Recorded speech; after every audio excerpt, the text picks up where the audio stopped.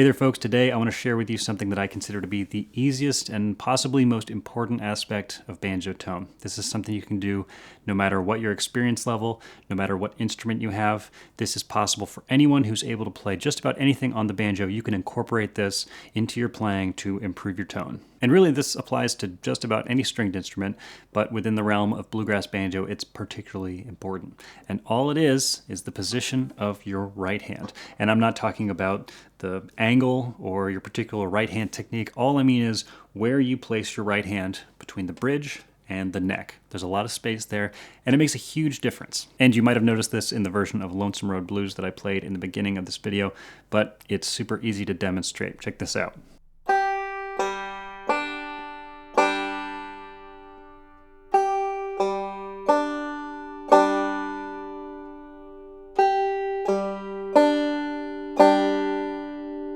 I mean, that's a pretty huge difference just between those three positions there. It almost sounds like three completely different instruments. And what's so cool about this is it doesn't matter what kind of banjo you have, how it's set up, how expensive it is. You can make a huge change in your tone just by putting your hand in a different place. And really that's kind of it. That could be the whole lesson right there. Just put your hand in a different place and it'll sound different. But you might be wondering, when would I put my hand in any particular position? Why closer to the bridge? Why closer to the neck? Is there a correct position? And if so, what is it? Well, the first thing to understand is that there's no correct right hand position. It's all about context. But especially within bluegrass banjo, there are kind of some rules of thumb that might be helpful in terms of emulating things that we've heard before. So let's just go through a couple examples of some really common stuff and see if we can figure out where might be a good place to start with certain styles of playing. And to start, here's Foggy Mountain Breakdown, played with three different, very distinct right hand positions, and we'll decide what we like better.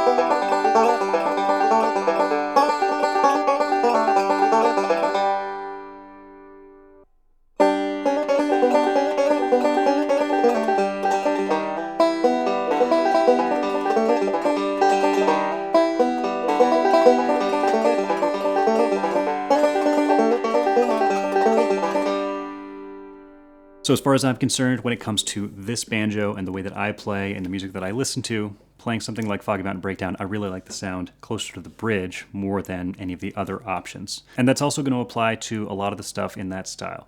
So we're talking Scruggs style, driving bluegrass, especially if you're kicking off a song, taking a solo, rolling back up, that sort of thing. A lot of that stuff I'm going to play pretty close to the bridge.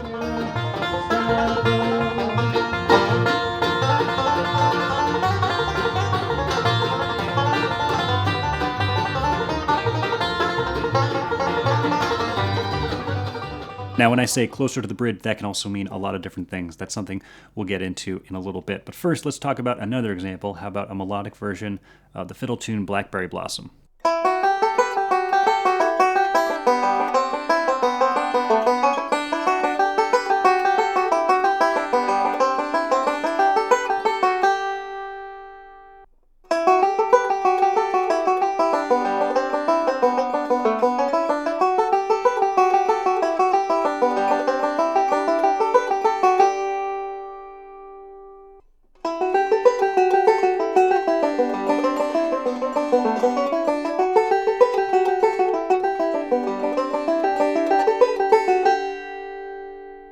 So again, this is really going to depend on the way that you play and the instrument that you have, but as far as myself and this instrument, the way that I play, I liked that middle position a lot more than either closer to the bridge or closer to the neck. I think when I get closer to the bridge playing something like this, it's a little too harsh. And then when I get too close to the neck, I don't really get the definition that I want from each note. It's nice, it sounds great, but you can get lost a little bit depending on how you play the instrument you have. So for me right now, right in the middle, sounds good. And now let's look at one more example. This is where people can be pretty particular about where they put their right hand in terms of the tone for this kind of playing. But what about some up the neck, Scruggs style backup on a pretty classic 1-4-5 progression in the key of G?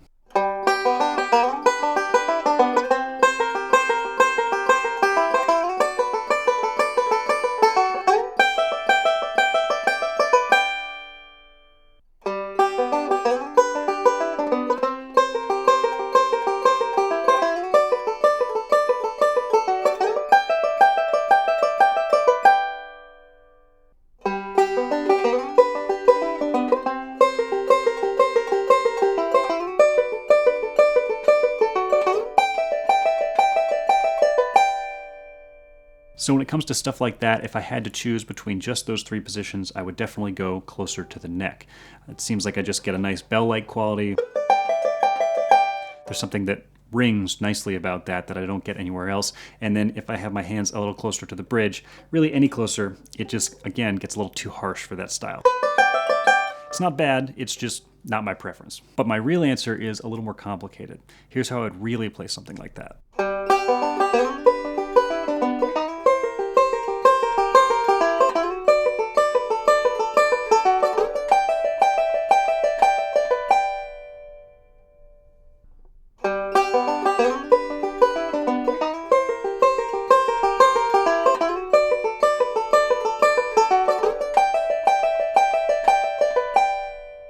As you can see, my hand moves around a little bit. Not too much, but definitely enough just so that I feel like I'm getting the right tone out of each position on the neck.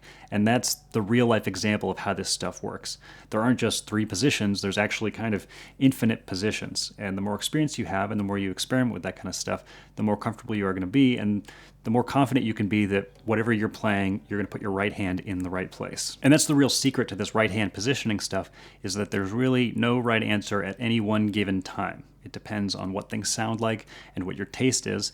And what things sound like and what your taste is going to change over the course of a song. And depending on your experience level, that can be pretty overwhelming if you're just trying to figure out the instrument and just get the right notes out. But I promise it's worth your attention for a couple of reasons. First of all, it makes you a really active musician. You know, playing music is so much more than just playing the notes.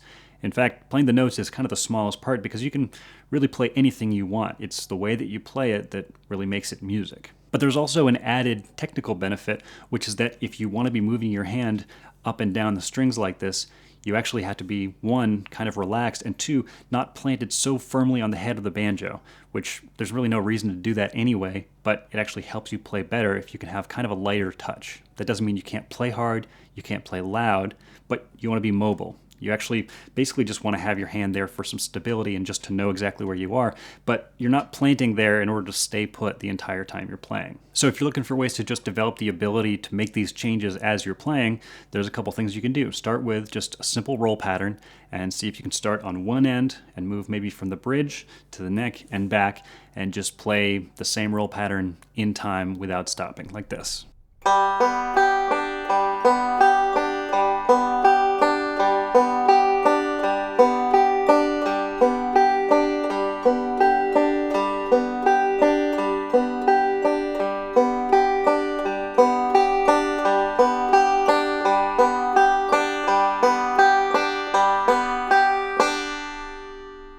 Then if you can do that, you can just try playing a tune that you know and do the same thing. Play the entire tune, just moving from one end to the other and back. You can obviously listen to the way it sounds and see what you like better, but it can also work just as an exercise to be able to play something and move your hand at the same time.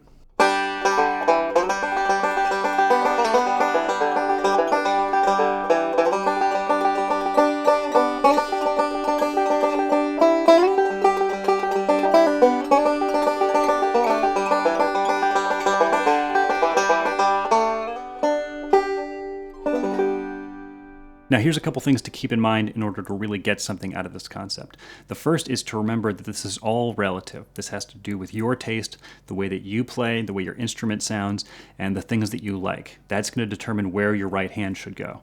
So you're really going to want to listen to the way that you play and decide, do I like the way that this sounds when I have my right hand here, or maybe I should move it somewhere else. So when I say close to the bridge, I'm talking about what I kind of consider to be the sweet spot for this banjo. And that's different for every banjo, for every player.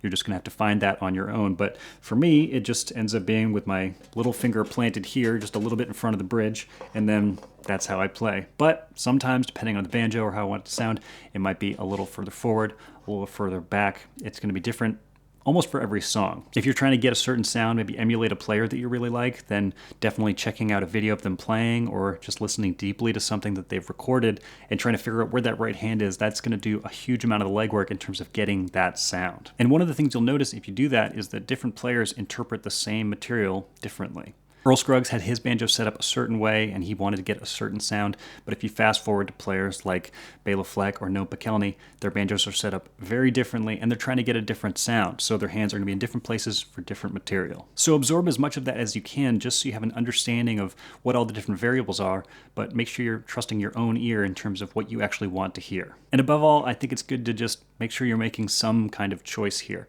Doing this completely unintentionally means, one, you're kind of checked out in terms of what it is that you're playing, but it also means you might not be happy with the sound you're getting and not know why.